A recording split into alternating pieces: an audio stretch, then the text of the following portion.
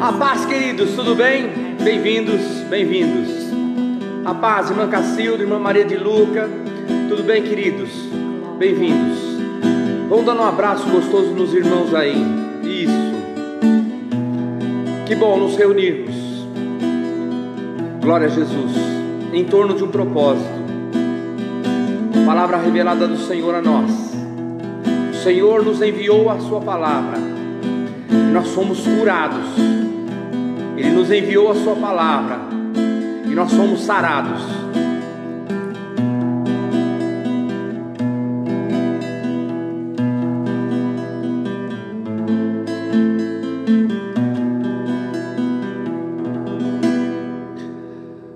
Glória a Jesus.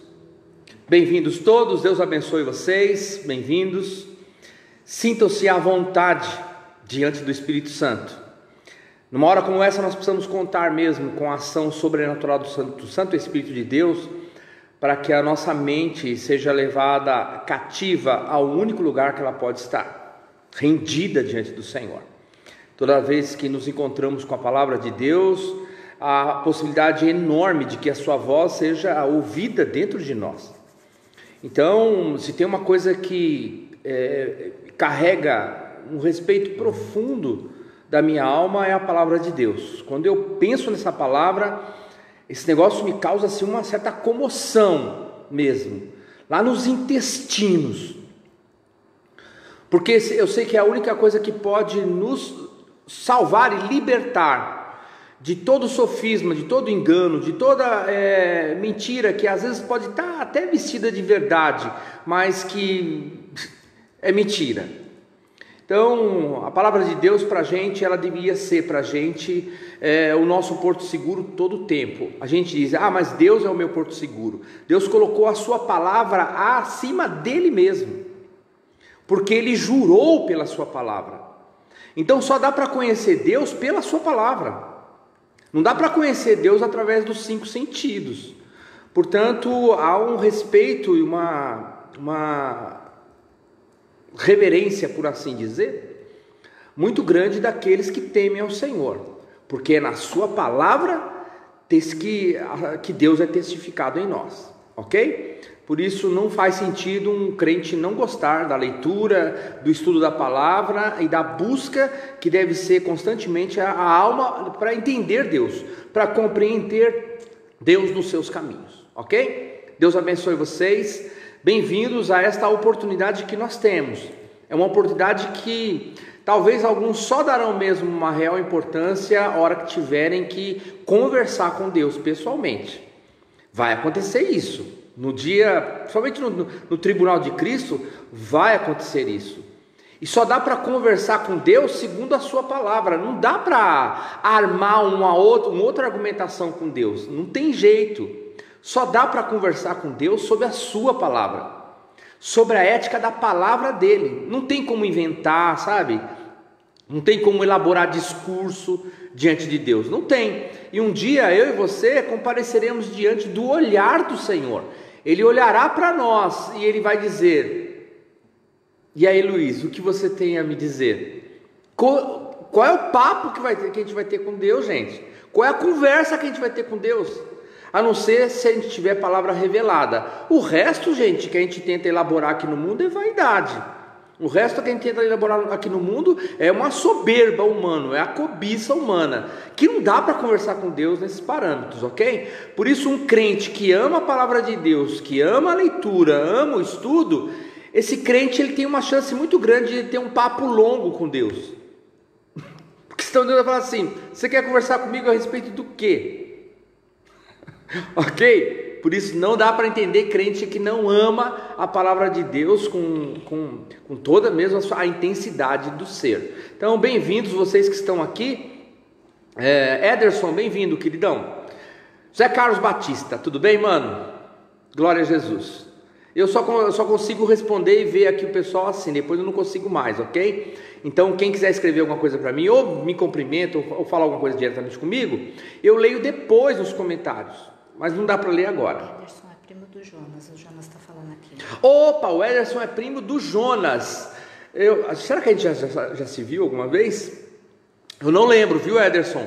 Mas mesmo assim quero te dar as boas-vindas e a alegria de ter você aqui, o carinho do meu coração e o desejo de estar mais perto de você, além da live aqui um dia, para a gente celebrar a nossa fraternidade, o amor que Deus plantou em nós, e nós podemos desenvolver e fazer isso acontecer muito perto, inclusive com um abraço bem gostoso, aquilo que eu chamo de um abacuque de Deus, para que nós possamos nos identificar de perto. Tomara numa reunião, num encontro, em algum lugar, nós possamos nos ver. Ok, Ederson? Bem-vindo, sinta-se bem, sinta-se desejado, amado por nós e amado pelo nosso Deus, que não faz acepção de pessoas e que tem todos os filhos numa mesma conta. Todos eles encontrados pela graça e misericórdia do Cristo, o Filho do Deus vivo. Ok? Isso nos faz tão importantes porque, como diria a Lulu, do Lucas e da Carol, não existe nenhuma possibilidade de eu e você não estarmos incluídos na lista dos importantes de Deus. É lindo isso. Não tem nenhuma possibilidade, a gente não está incluído na lista dos importantes de Deus. Então, bem-vindos. Nós vamos mexer com algumas coisas hoje que vai trazer luz ao a nossa forma de pensar a religião, a vida em Deus, ok? Eu queria dedilhar aqui e sonorificar de forma cantada, sem ser cantor, esta canção. Eu estava em Israel alguns anos atrás e eu vi um grupo que eu não sei nem de que língua era, não sei mesmo, e eles estavam cantando essa música, que é uma música brasileira aqui, ok? E a pequena vai deixar 2 links aí, um link mais antigo e o outro mais novo, da Gabriela Rocha, né? 2 links da mesma canção, ok? Por que eu queria expor essa canção para vocês aqui? Porque eu vou dar a razão da religião em cima de um ser, ok? O Paulo diz em Romanos que porque dele, por ele, são todas as coisas. Mais ou menos o que cantou a Adri no domingo, lembra disso? Quando ela diz assim, tem tudo a ver com ele. Não tem nada a ver com a gente, tem a ver com ele, ok? Nós somos agregados a esta proposta de Deus, e é por isso que a gente carrega muita gratidão, porque tudo que foi feito, tudo que existe, tudo que foi pensado, foi feito por ele e para ele. A ele a glória para todos sempre, amém. Eu vou viver e vou morrer dizendo isso, porque eu fiz uma opção. Como eu disse para vocês uma época, eu escolhi uma bitola, porque todo mundo pode ser bitolado. Aliás, todo mundo é bitolado em alguma coisa. Eu escolhi uma bitola. E bitola é aquele trilho que o trem passa em cima, ok? Tem a bitola 13, a 26, ok? Então, dependendo das rodas do trem, eles escolhem um tipo de bitola. Mas bitola é aquilo que faz o trem caminhar numa só direção e de mesmo jeito. Não tem um outro caminho para o trem, ok? Trem só tem um caminho. Portanto, eu escolhi uma bitola. A bitola que eu escolhi é Cristo. Eu vou viver por isso. Vou sofrer, vou chorar, ou vou me alegrar, ou vou festejar isso. Não me importa outra coisa. Eu não tenho interesse em outra coisa. As outras coisas ficam em derredor. As outras coisas são paliativos, ok? As outras coisas são adornos, podem ser adornos na vida. Mas a minha bitola é Cristo. E é isso que eu quero falar hoje, por isso que eu queria apresentar essa canção aqui, que diz assim: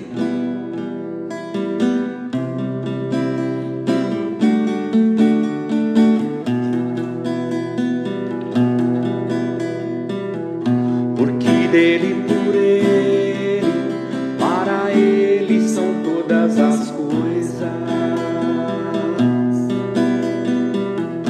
Porque dele, por ele, para ele são todas as coisas.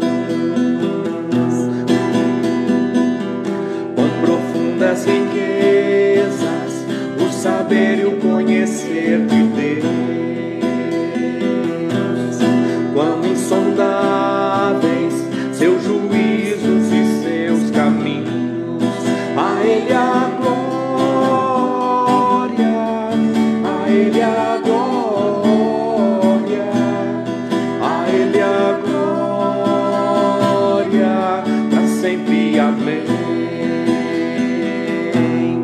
A Ele a glória, a Ele a glória, a Ele a glória, para sempre, amém.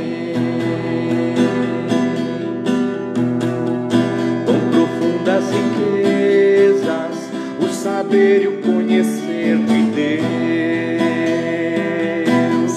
quão insondáveis seus juízos e seus caminhos, quão profundas riquezas, o saber e o conhecer de Deus, quão insondáveis seus juízos e seus caminhos. A Ele a glória, a Ele a glória, a Ele a glória, para sempre, amém. A Ele a glória, a Ele a glória, a Ele a glória, para sempre, amém. A Ele a glória, a Ele a glória, a Ele a glória, para sempre, amém.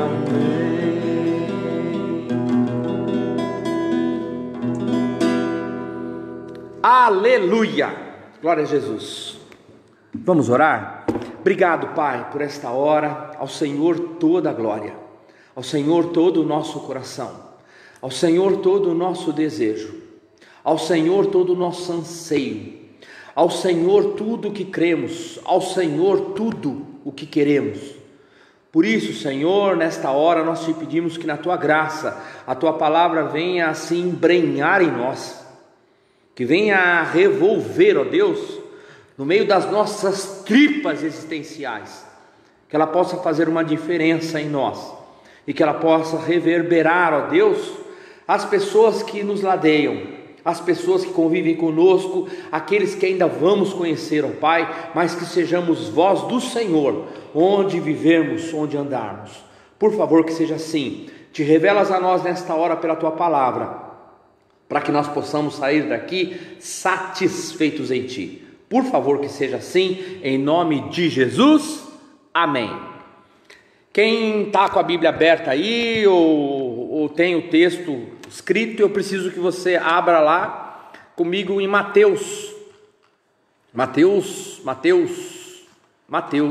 capítulo 27, 1 e 2, e também do 11 em diante. Mateus. Primeiro dos evangelhos, primeiro dos 4 evangelhos, Mateus 27, 1 e 2, depois do 11 em diante. Não vou até o final hoje, porque eu tenho o texto que eu preciso, o meu interesse hoje está apenas em alguns focos aqui, ok? Mateus 27, 1 e 2, o texto sagrado, ele canta assim: de manhã cedo, todos os chefes dos sacerdotes e líderes religiosos do povo tomaram a decisão de condenar Jesus à morte. Quero ficar com esta porção aqui. Todos os chefes dos sacerdotes e líderes religiosos do povo tomaram a decisão de condenar Jesus à morte. E amarrando-o, quem amarrou? Quem amarrou Jesus? Quem é que diz está amarrado? Quais são os personagens que diz para Jesus está amarrado? Quem foi? Amarrando-o. Por quê? Ele era muito perigoso? Por que amarraram Jesus, gente? Porque amarraram Jesus. Qual era o grau de periculosidade que este homem tinha para eles? Por que amarraram Jesus, gente? Será que você nunca fez essa pergunta? E por que o Espírito Santo coloca isso no texto? Por que é que amarraram Jesus? E levaram-no e entregaram a Pilatos, o governador. Jesus foi posto diante do governador e este lhe perguntou: você é o rei dos judeus? Respondeu-lhe Jesus: tu o dizes. acusado pelos chefes do sacerdote e pelos líderes religiosos. Aqui eu quero destacar de novo esse texto aqui, junto com o versículo 1, ok? Acusado pelos chefes dos sacerdotes e pelos líderes religiosos, ele nada respondeu. Então Pilatos lhe perguntou: você não ouve a acusação que eles estão fazendo contra você? Mas Jesus não respondeu nenhuma palavra, de modo que o governador ficou muito impressionado. Por ocasião da festa, era costume do governador soltar um prisioneiro escolhido pela multidão. Eles tinham naquela ocasião um prisioneiro muito conhecido chamado Barrabás. Pilatos perguntou à multidão que ali se havia reunido: qual desses vocês querem que eu lhe solte? Barrabás ou Jesus chamado Cristo? Porque sabia que o haviam entregado por inveja. Quero destacar isso aqui de novo, porque sabia que haviam entregado por inveja. Quem entregou por inveja? Os caras que amarraram.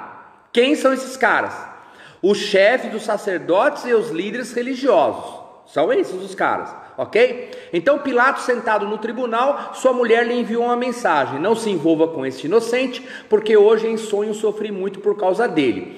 Mas os chefes dos sacerdotes e os líderes religiosos convenceram, de novo os caras aqui, Mas os sacerdotes e os líderes religiosos convenceram a multidão a que pedisse Barrabás e mandasse executar Jesus. Então perguntou o governador: qual dos dois vocês querem que eu lhes solte? Responderam eles: Barrabás. Hoje eu vou só até aqui, ok? Porque o que me interessa já está nesse texto aqui em cima.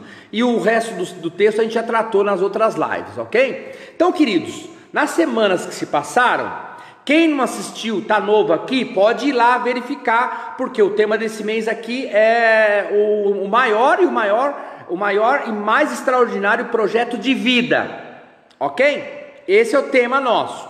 E eu trabalhei já 3 projetos de vida nas lives anteriores, ok? O primeiro e o segundo era o projeto de vida que tinha a ver com o Pilatos, o Pôncio Pilatos e a mulher dele, ok?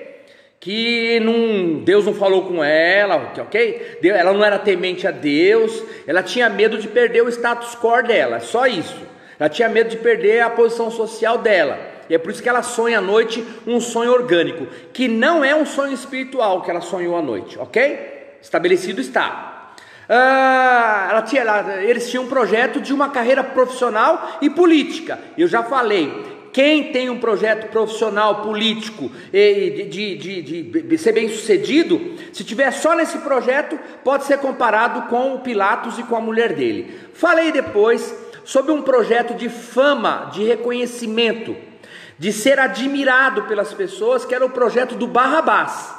Ele tinha esse projeto de vida, ok? Esses 3 projetos já tratei nas outras lives lá, ok? Inclusive desconstruí na semana passada esta idolatria que as pessoas estão vivendo nas redes sociais, ok? Quem não quiser saber, quem não quiser mudar, nem assiste lá, ok? E eu indiquei 2 filmes para vocês assistirem a semana passada, ok? Quem assistiu?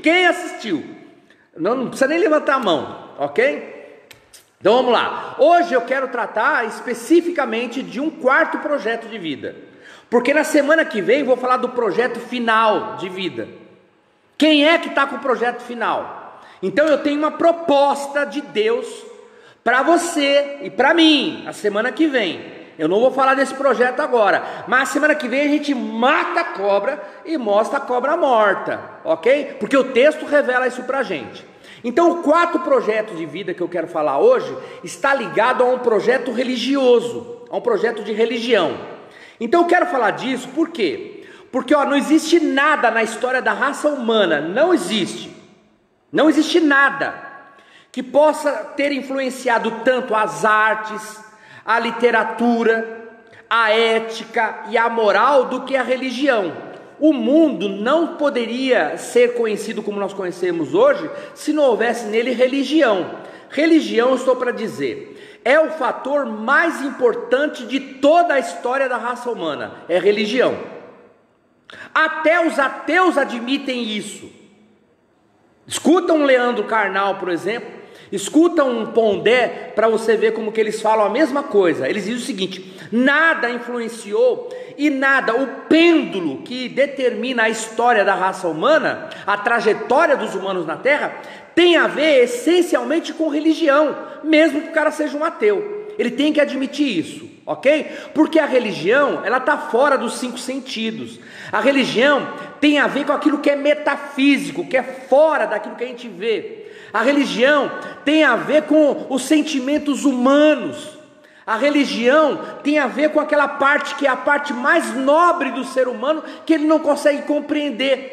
É onde estão concentradas as nossas emoções, os nossos anseios, os nossos sonhos, aquilo que é abstrato. A religião, ela está lá.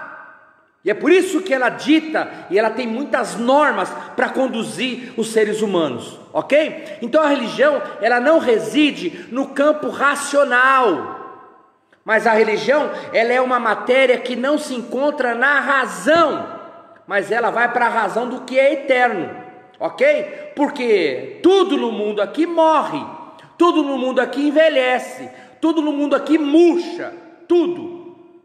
Ok? Mas aquilo que é metafísico, o nosso espírito, os nossos anseios do pós-vida, isso não morre nunca, e todo mundo tem esse desejo de saber do porvir, ok? Então é sobre este olhar aqui, ó, que eu quero lhes falar de um projeto contido nesse texto aqui, que é um projeto de religião. Só que é uma religião enferma, uma religião doente, sem vida, a religião dos fariseus, dos saduceus e dos mestres da lei. Só que eles não encaram desse jeito, ok? Por quê? Porque eram homens maus, em pecado, que conseguem manchar a religião verdadeira. Porque eu quero desmistificar isso também. Porque eu já disse numa outra live aqui, que é muito fácil você encontrar crentes dizendo o seguinte: não, eu não sou religioso, eu não sou de religião nenhuma, eu sou de Cristo. Gente, isso é uma bobagem alguém dizer uma coisa como essa, porque Cristo é religião. Jesus Cristo não é uma religião. Lógico que ele é. Porque religião vem do latim, significa religare. Ou seja, Jesus veio para religar o homem a Deus. Ele é a ponte, ele é o caminho. E manda o Espírito Santo, que é o Paracletos, que é aquele que faz a ponte entre o nosso coração e ele, Jesus. Como é que Deus ou Jesus não é uma religião? Só que ele é a verdade. É diferente das religiões que as pessoas estão acostumadas, ok? Então esses religiosos que estavam lá, eles tinham um Deus, na verdade, para servir, e eles serviam na maneira deles lá um Deus, mas só que eles serviam esse Deus de que jeito? Com rituais, que eram legalistas, com costumes, com tradições, ok? O projeto de vida deles, de religião, de se relacionar com Deus, estava no ritual, estava na tradição, ok? Só que eles serviam a um suposto Deus, mas eles se serviam desse Deus também. Eles usurpavam. Na verdade, o Deus que eles serviam é uma espécie de um avatar para eles mesmos, ok? Um Deus que eles projetavam, um Deus que eles construíram para eles mesmos. Não o Pai de Jesus, não o Deus de Davi, não o Deus de Daniel, não o Deus de Moisés. Eles usavam os textos antigos, mas para criar um Deus para eles, à moda deles, ok? O interesse deles era maior do que o próprio Deus. É por isso que hoje eu vou desmistificar, nesse texto aqui, aquilo que a gente pode chamar de religião sagrada.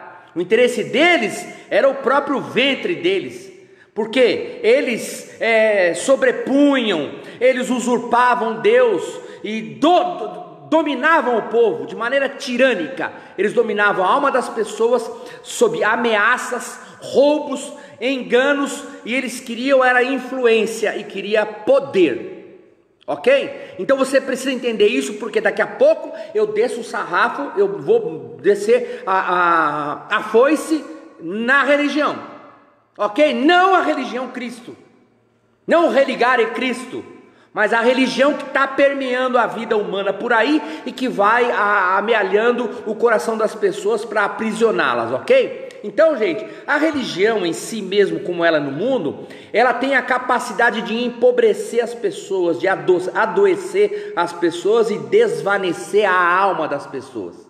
Lá havia todo um sistema que era perverso, ok? E era cheio de rituais, cheio de jejuns, de matança de animais, mas eles estavam lá apenas para um negócio, era só um negócio.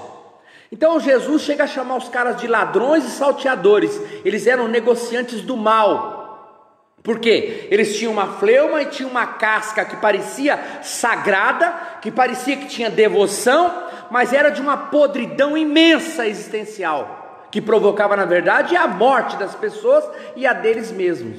Então, queridos, por que eles escolheram a mentira? Porque eles escolheram viver só dos rituais e das falsidades? Eles não podiam aceitar o Cristo de jeito nenhum, porque o Cristo representava uma verdade, e eles não podiam abraçar essa verdade. Então eles estavam diante dessa verdade, e Jesus era uma ofensa para eles, para a religião deles. Por isso, para eles, no projeto que eles tinham de vida religiosa, eles tinham que tirar Jesus do caminho. Jesus vivo denunciava a vida deles. Explicitamente, Jesus vivo era um dedo na cara deles. E aí, Jesus é mostrado ali de que jeito? É o Jesus que perturba. Então a religião dominante, a religião falsa, ela não consegue admitir Deus, não o Deus da verdade, e não consegue admitir Jesus, tem que descartar.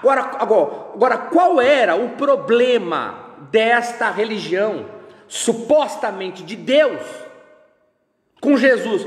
Qual o problema que eles tinham com Jesus, gente? Qual era o problema?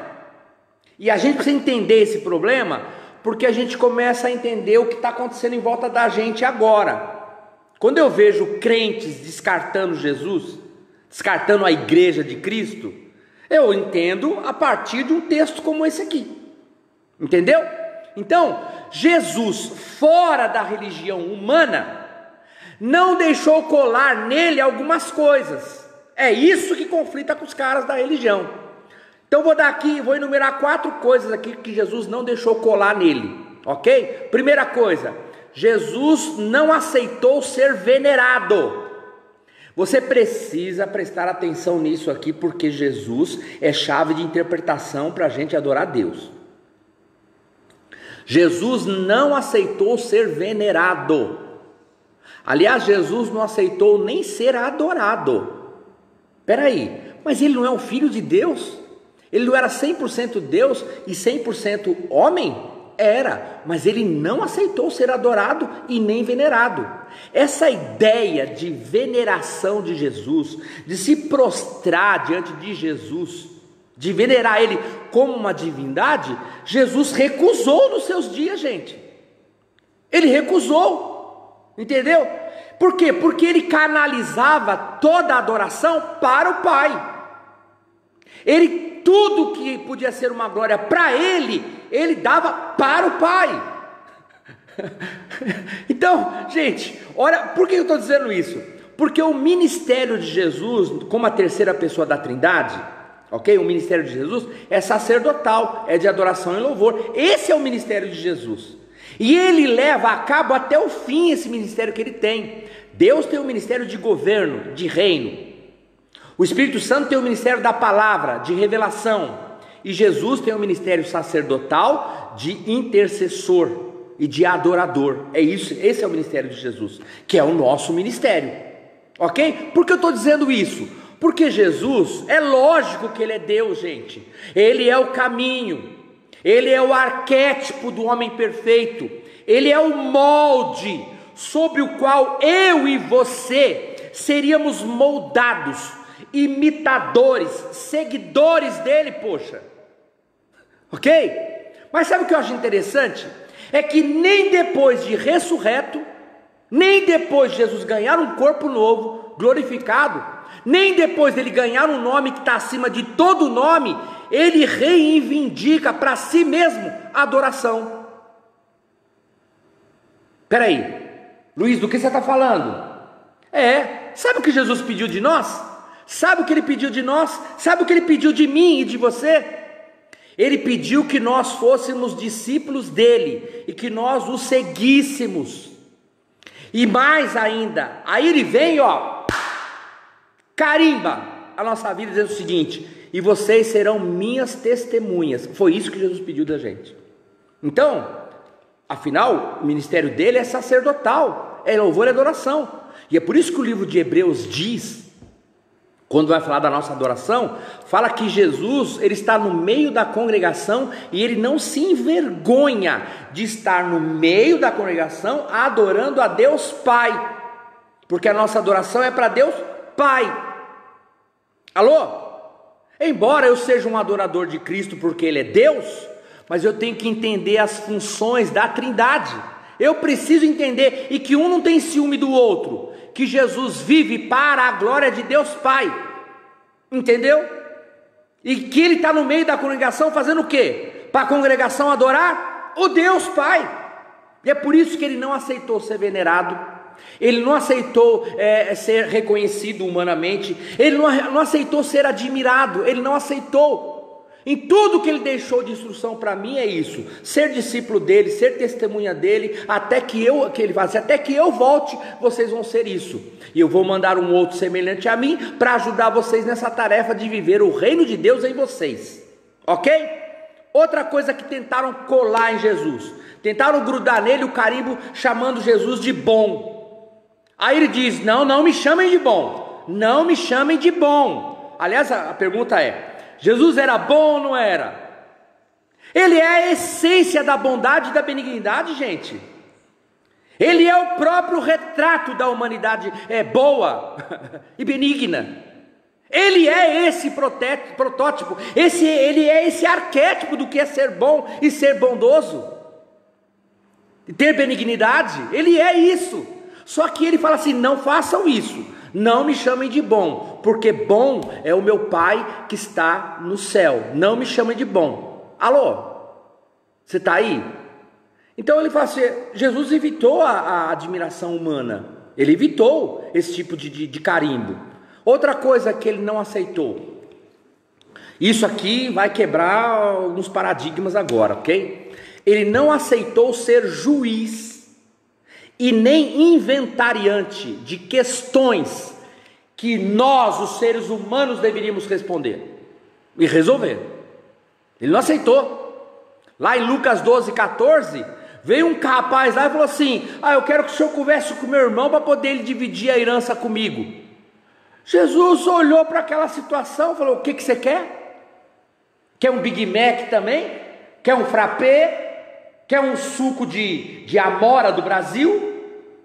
Você quer um suco de jabuticaba, que só tem também no Brasil? É só isso que você quer ou você quer mais alguma coisa? Quer que eu seja o juiz?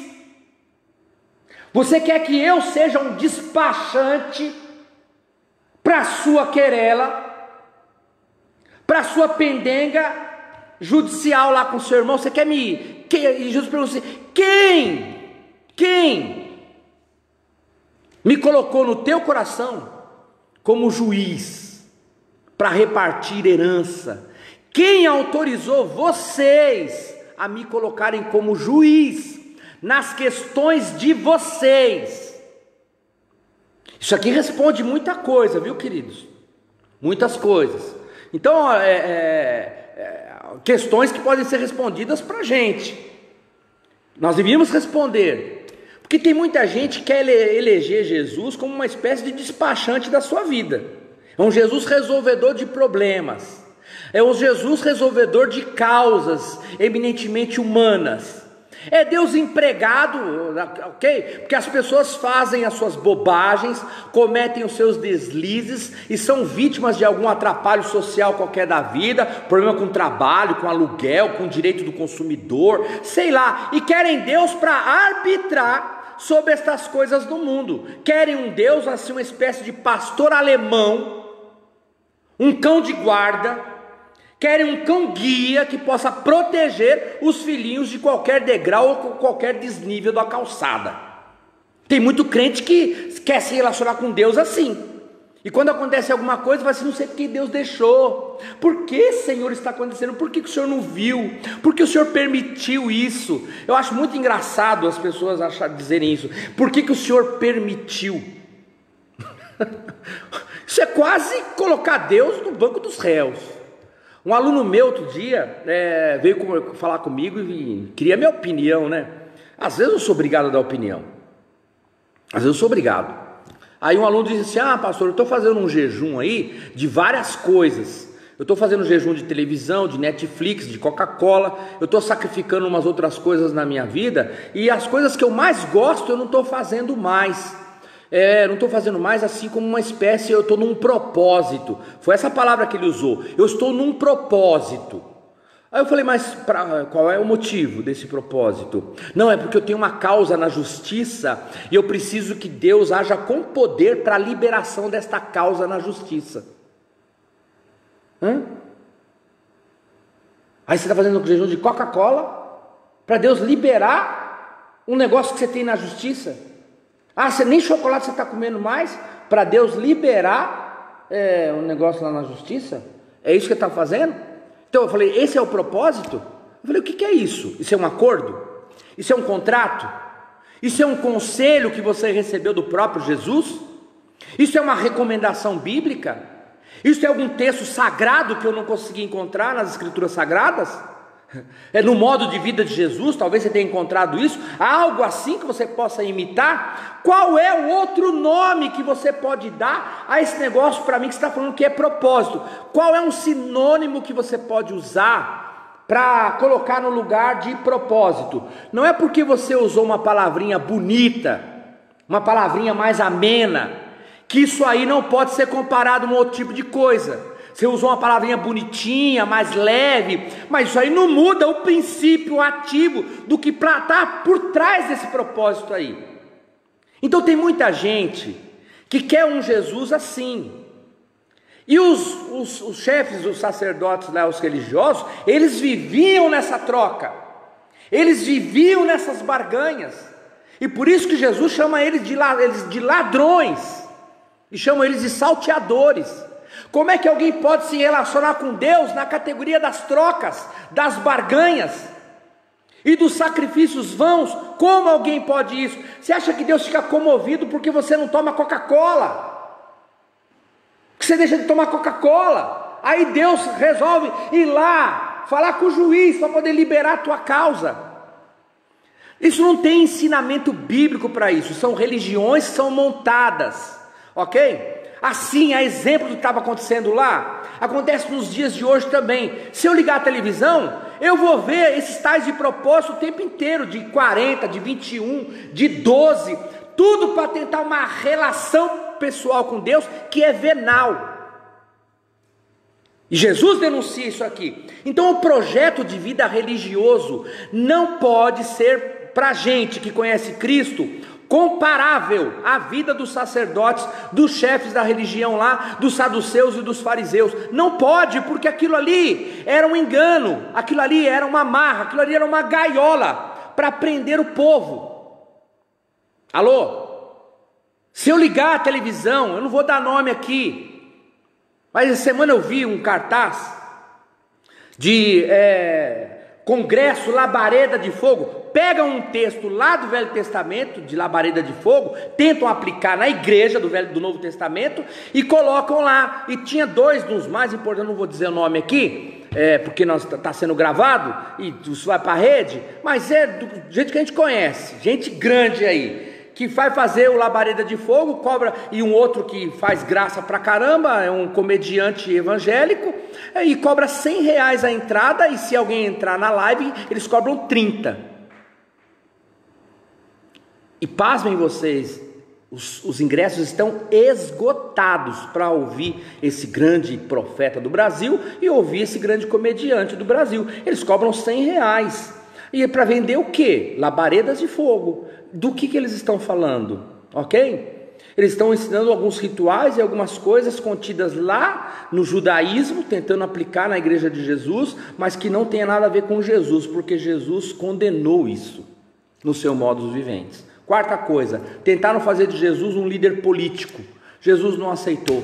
Pilatos perguntou para ele assim: você é rei aqui? E Jesus diz assim: não, o meu reino não é deste mundo, porque se fosse, os meus servos não teriam lutado para impedir que eu fosse entregue a você. Está lá em João capítulo 18. Então, queridos, projetos religiosos sem Jesus, que é o que se ensina por aí hoje.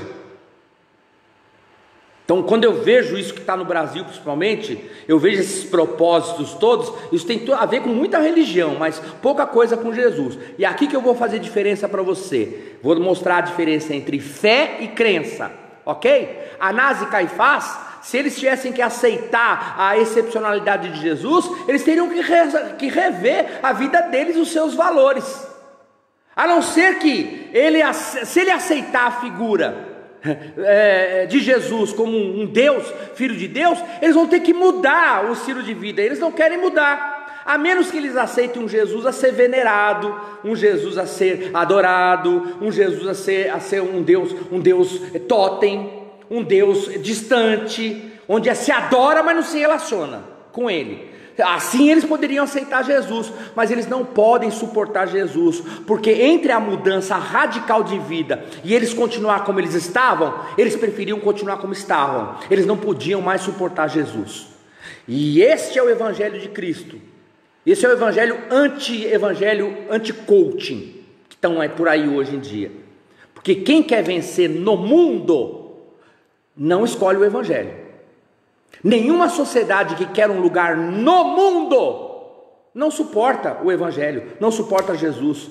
Só se suporta Jesus quando a gente dobra o joelho e diz assim: tu és o meu Senhor. Então a nossa ética, ela se sustenta, e ela pode sustentar as nossas crenças. A nossa ética é assim, ela pode sustentar as nossas crenças. E é aqui que eu quero descer o aço na religião das gaiolas. Porque aqueles caras lá, Jesus está denunciando eles, ok? Então a minha fé, presta atenção, porque agora você vai fazer um divisor de águas na sua vida. E quando você for pregar o evangelho de Cristo, de Jesus, o Cristo, você precisa fazer essa diferenciação. A minha fé não é aquilo que eu acredito, isso é crença, ok? E aqueles religiosos lá têm crença, eles têm crença. As crenças diz respeito às ideias e aos conceitos meus. Crenças são conceitos abstratos que se traduzem em palavra ou em sentimento. Isso é crença, isso não é fé. Fé é confiança numa pessoa.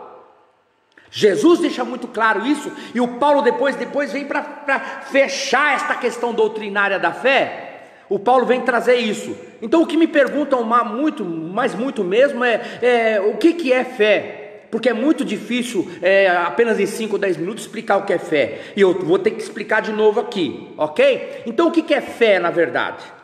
Presta atenção, porque você vai ter que pregar o evangelho para as pessoas, diferenciando o que é crença e o que é fé. Fé é confiança em uma pessoa. A fé, ela é uma experiência de ser encontrado e de encontrar uma pessoa. É isso que Paulo deixa muito claro. Não é o resultado de avaliação ou de um sentimento intelectual. Não. Fé é o encontro de uma pessoa, ok? E ela é o que? Uma convicção, não é sentimento, não é pelinho arrepiado, não é fogo na canela, não é sentimento na espinha, estou sentindo, a presença aqui, unção. Isso não é fé, isso é crença, E nesse sentido o Brasil está cheio de crença, gente. Fé é uma convicção absoluta. Fé é uma pessoa. Eu vou dar aqui alguns parâmetros de como a gente pode então colocar a fé como um sinônimo perfeito. Vou dar o sinônimo perfeito da fé aqui. Jesus diz assim: errais e não conhecer as escrituras, porque elas testificam de mim. Pronto, ok? Aí depois a palavra de Deus diz: fé vem pelo ouvir, e o ouvir vem da palavra, ok? No princípio era o verbo, e a palavra, e Jesus era o verbo, e era a palavra era Deus, ok? Então quem é essa palavra? É Jesus, ok? Hebreus, tendo Deus outrora falado muitas vezes de muitas maneiras, hoje Ele nos fala por meio de Jesus. E se fé vem pelo ouvir, vem por ouvir Jesus. Deus não se agradou de nenhum sacrifício, somente de um, da palavra dele, que é Jesus. Então, se eu tivesse que resumir a palavra fé em um sinônimo perfeito, porque os sinônimos não são perfeitos, se eu tivesse que resumir em um sinônimo perfeito, seria Jesus, o Cristo. Fé que agrada a Deus é só um, Jesus, o Cristo. Portanto, qualquer outra manifestação sentimental, sabe, de elucubrações, de pelinho, de fogo, isso é crença, que pode não necessariamente estar ligado à fé, porque fé é fruto de revelação do Espírito Santo de Deus, e é por isso que o Paulo diz que a fé não pode ser entendida pelo homem natural, porque as coisas espirituais se discernem pelo Espírito. Alô? Portanto, a nossa experiência com Jesus é da ordem da fé, não da crença. Crença qualquer um pode ter, sentimentos qualquer um pode ter, fé não. Fé depende do entendimento de um encontro pessoal com uma pessoa. Portanto, qualquer projeto religioso que não entenda isso é um projeto de crença. É um projeto de crença. E eu estava vendo agora esse caso de um jogador famoso aqui no Brasil que estuprou, ele mais 5 homens estupraram uma moça lá que estava bêbada na Itália. E eu falei, meu Deus do céu, olha só o resultado da religião que faz no coração das pessoas. Esse cara tem um pensamento vestido de gaiola e ele nem sabe. Só porque ele diz que é um convertido e que vai na igreja evangélica, ele pode dizer o seguinte, porque vaza o áudio dele, dizer o seguinte: a Globo está me perseguindo como perseguiu o Bolsonaro, mas eu creio em Deus, eu estou com Deus, e Deus não vai deixar de cumprir o propósito dele na minha vida. Deus tem um propósito na minha vida. Do que esse cara está falando? Qual é o propósito de Deus? Inocentar ele? Qual é o propósito de Deus? Diminuir o ato que ele fez de covardia com aquela mulher que estava impossibilitada de se defender? E ele nem se insurgiu contra os 5 estupradores, e apenas alegando que ele não teve penetração, mas ele fez outras coisas, ele até tentou. Quer dizer, ele se autodenomina inocente, e que Deus vai levar a cabo o projeto que Deus tem para a vida dele, que inclusive, qual é o projeto que ele está falando? É de se safar, não é de se salvar, porque ele precisa ser preso, ele precisa pagar por esse crime, é crime, hediondo o negócio desse negócio, mas a cabeça da religião dele, ele relativa a todas as outras coisas para dizer, Deus tem um projeto na minha vida, Deus tem um plano na minha vida, e Deus não vai cumprir o seu plano. Qual o plano? O plano de Deus é que ele seja Cristo, o plano de Deus é que ele seja um testemunha, é esse que é o plano de Deus, mas a religião não deixa ele ver outras coisas, porque ele é um cego que não sabe que é cego. Alô? Você está aí? Por isso que eu estou descendo o aço na religião, porque a religião às vezes não tem a capacidade de mostrar quem é a única religião verdadeira, que é Cristo. O Evangelho diz que a verdade é uma pessoa, portanto a ordem da fé é a ordem de Cristo, não é a ordem das crenças. A crença muito fala, mas a crença não ouve, porque quem ouve é a fé, porque a fé vem pelo ouvir. A crença controla, a crença domina, a crença dita, a crença verticaliza, a crença padroniza, a crença tem ritual, a crença tem musiquinha, a crença tem sentimento, mas a crença não tem às vezes Cristo. Por isso que eu estou falando do 4º projeto de vida. Aqueles caras tinham um projeto de vida religioso, mas aquele projeto era um projeto para a morte, porque eles não tinham fé. A fé é humilde, a fé comunga, a fé ela singulariza a vida, a fé encontra o Cristo pessoalmente, a fé acredita na pluralidade do corpo de Cristo, a fé congrega, a fé ama, a fé abraça, a fé se compromete. Ninguém sabe viver pela fé sem se comprometer. Agora, pela crença dá, Pela crença você pode ir uma vez por mês em algum lugar, você pode cantar umas musiquinhas de vez em quando, pode dar até dízimos e oferta. Pela crença dá para fazer isso, ok? A crença, ela mora num lugar onde está tudo explicado, está tudo decidido, está tudo acomodado. A fé não, a fé ela vai para o perigo, ela se arrisca, ela diz, ela é aquela que Deus diz, sai daí, sai do meio da tua parentela, e ele fala, mas para onde? Para onde? Qual é o caminho? Não, ele simplesmente sai. Porque ele aceita o desafio. A fé pula, a fé salta. Isso é que é a fé. Por quê? Porque ele sabe estar de mãos dadas com uma pessoa que é Cristo. A fé não é das ordens da explicação. Eu sou filho do rei, isso não pode acontecer comigo. Não, a fé encara a vida, mesmo quando as coisas podem dar errado. A fé salta na água, a fé nada, e depois a fé anda sobre as águas.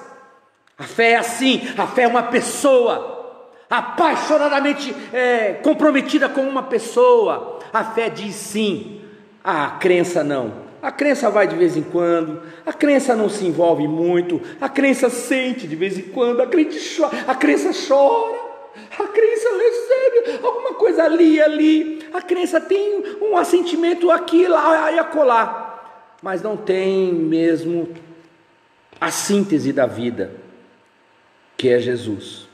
Aquela religião era poderosa naqueles dias. Aquela religião, eles foram capazes inclusive de colocarem uma moeda diferente no templo. Eu quero ler aqui, eu li o livro do Rubem Alves sobre prisões e religiões, e o Rubem Alves tem um texto aqui do Li e Gostei que eu quero falar para vocês.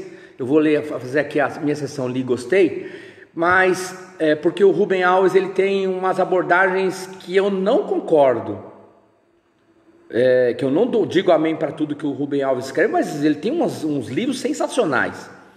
E nesse aqui, esse texto aqui falou muito fundo ao meu coração, porque ele diz assim: nós somos assim, sonhamos o voo, mas tememos as alturas.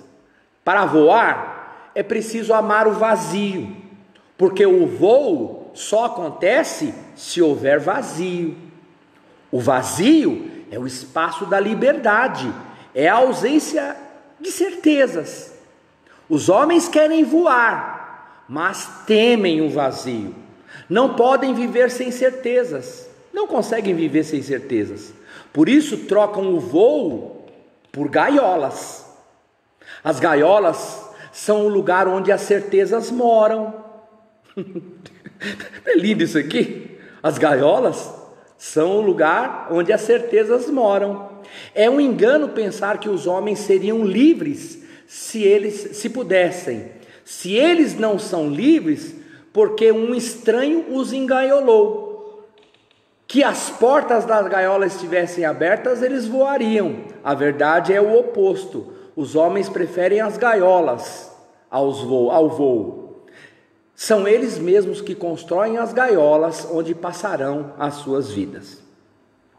Eu não tenho a menor dúvida que muito dessa religião que está no Brasil aqui são religiões de gaiolas, que deixam as pessoas só sensitistas, pessoas presas nas suas emoções e presas em promessas que Jesus não fez, e tentando negociar, o tempo inteiro tentando negociar. Essas religiões, elas não mostram Jesus. Até pode ter o nome de Jesus lá na frente, mas Jesus é o avatar, Jesus é o totem. Todo projeto de religião sem Jesus Cristo não é projeto sadio. Portanto, o que eu estou lhes falando hoje nesse estudo aqui é alguma coisa que pode trazer algum choque, mas eu encontro muita gente cheio de crença, muita gente. E à medida que você vai conversando com a pessoa, você fala: nossa, não sustenta.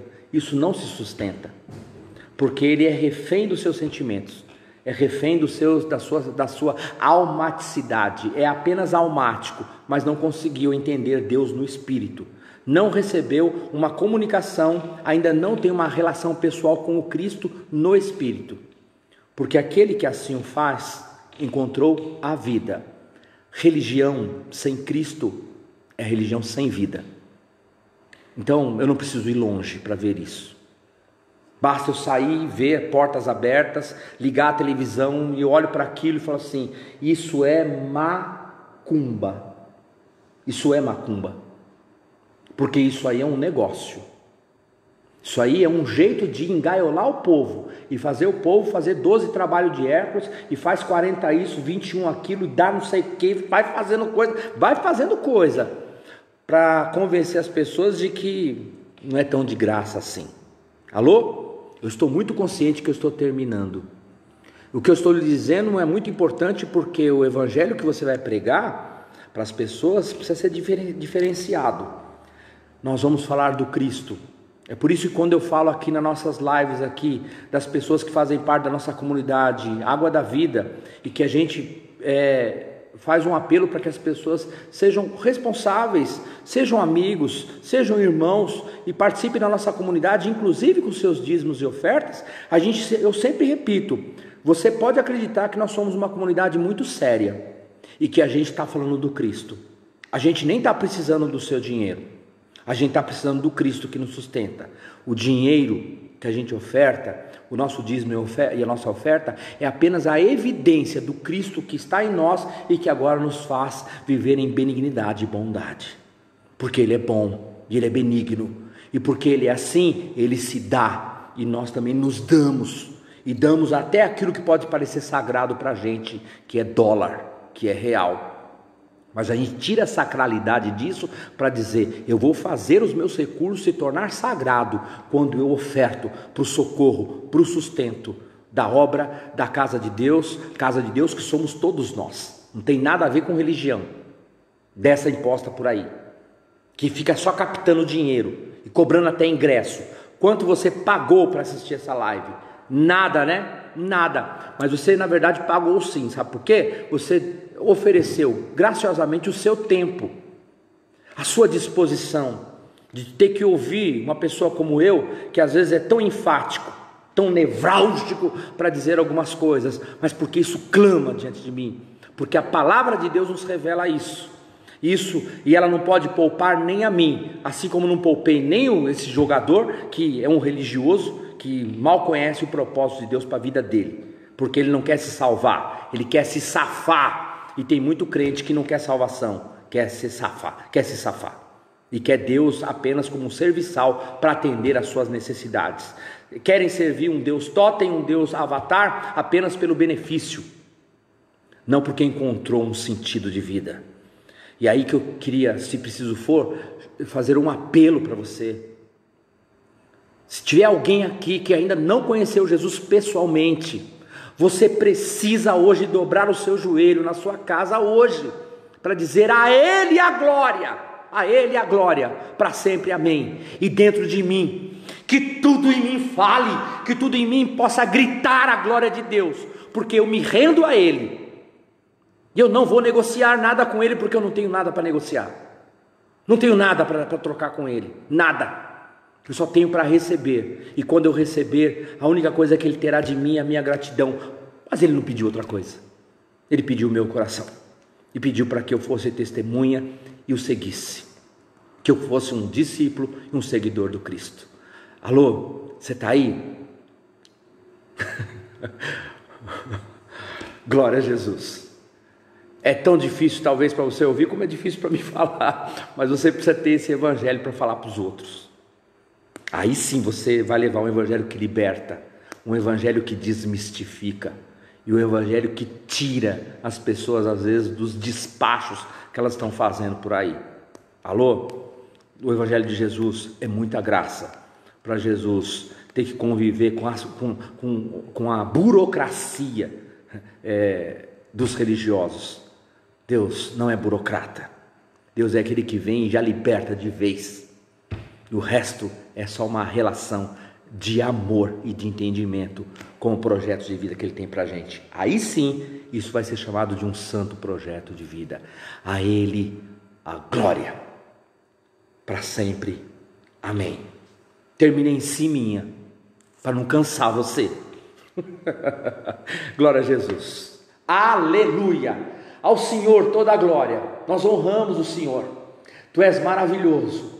E viver a verdade é alguma coisa que pode incomodar a nossa alma, mas salva o nosso espírito e coloca a nossa alma no lugar onde ela tem que estar. Obrigado por isso, Senhor. Amo o Senhor por isso. Amo. Porque o Senhor não poupou a minha mente, não poupou o meu coração de ser confrontado com a santidade do Cristo que nós tanto amamos. Tu és maravilhoso. Tu és maravilhoso. Obrigado. Ao Senhor toda a glória. Para sempre, amém. Segundas, quartas e sábados acontecem as devocionais que têm sido maravilhosas. Eu tenho ficado muito feliz porque eu tenho visto Cristo na vida dessas pessoas. Cada um que vai lá consegue me surpreender de maneira muito positiva. Estou tão feliz de ver e a oportunidade dessa pandemia, o que ela nos deu para nós conhecermos uns aos outros. E eu estou certo que apesar das nossas distâncias, nós somos mais aproximados nesse tempo. Bom, aqueles que assistem lives, aqueles que assistem as devocionais. Quem não assiste está no exílio do propósito, está exilado e escolheu o exílio, ok?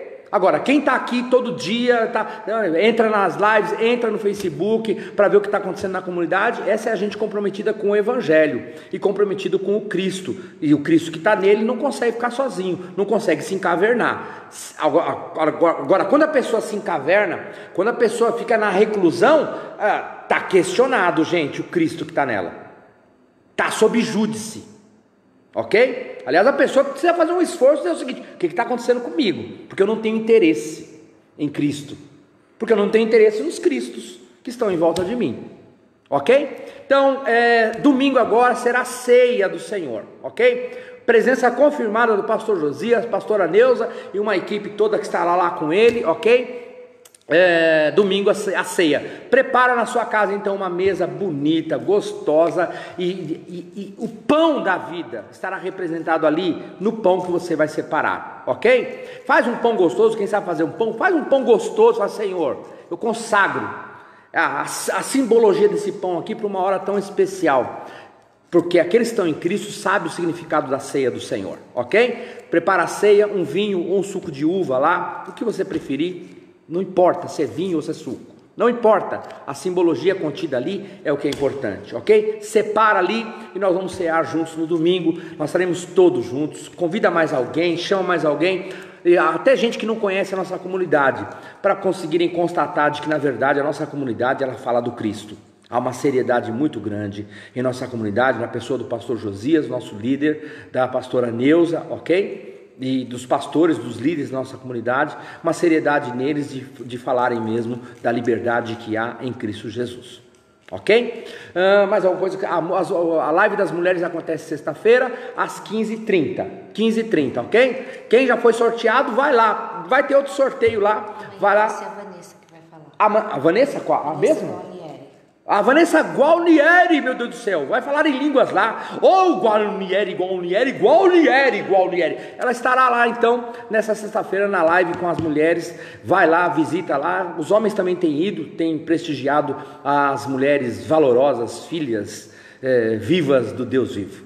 Glória a Jesus. Mais alguma coisa que eu esqueci? Meu Deus do céu. Se você é um dizimista, um ofertante, você realmente tem fé no seu coração que a nossa comunidade é uma comunidade séria, eu queria estimular você a ser um ofertante, um dizimista em nossa comunidade. Pega lá no nosso Facebook, a Valquíria posta lá, ela posta aqui também nas lives, a nossa conta bancária para a gente continuar pagando nossas contas, continuar pagando arcando com os nossos compromissos.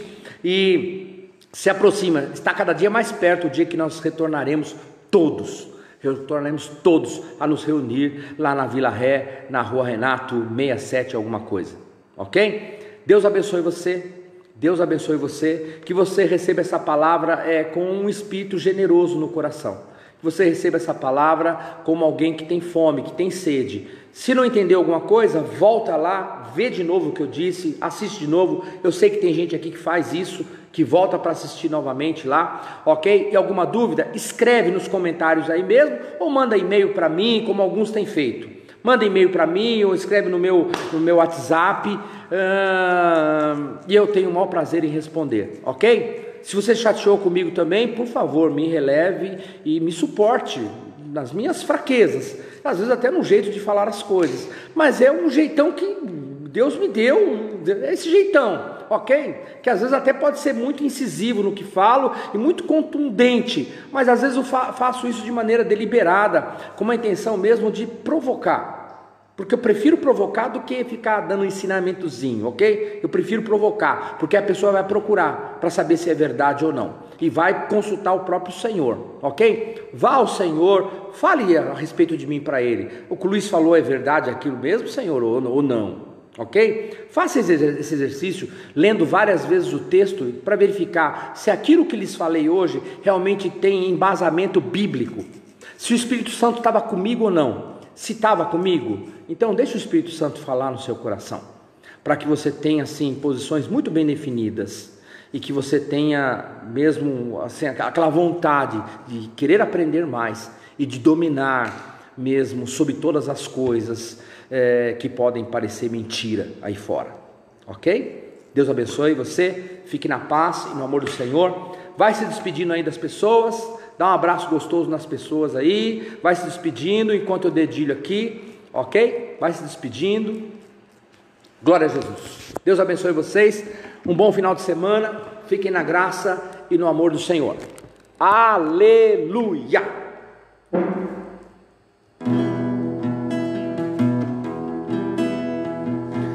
Que dele, por ele, para ele são todas as coisas. Dele, por ele, para ele são todas as coisas. Porque dele, por ele, para ele são todas as coisas.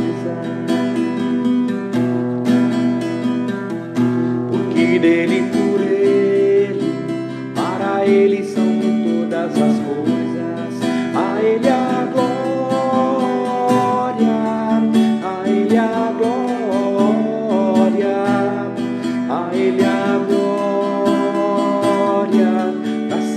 Amém. A Ele a glória, a Ele a glória, a Ele a glória, para sempre. Amém. Com profundas riquezas, o saber e o conhecer de Deus. Insondáveis seus juízos e seus caminhos, com profundas riquezas, o saber e o conhecer de Deus. Quão insondáveis seus juízos e seus caminhos. A Ele a glória.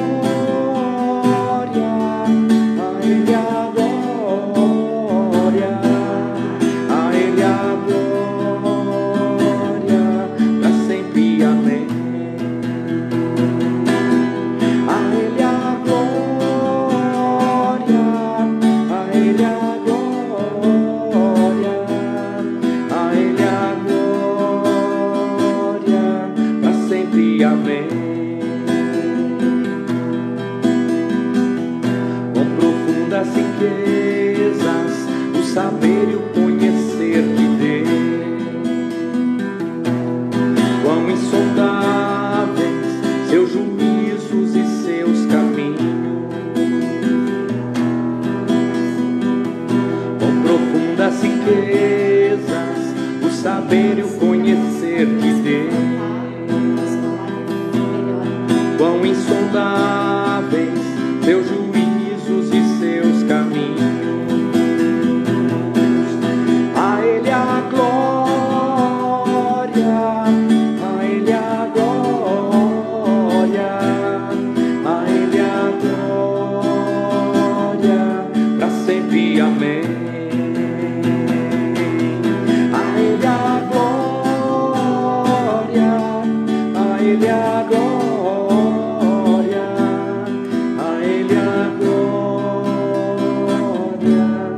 Sempre. Amém.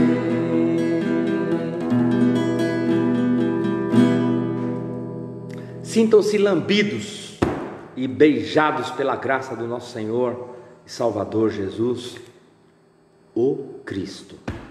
Deus abençoe vocês. Vão na bênção.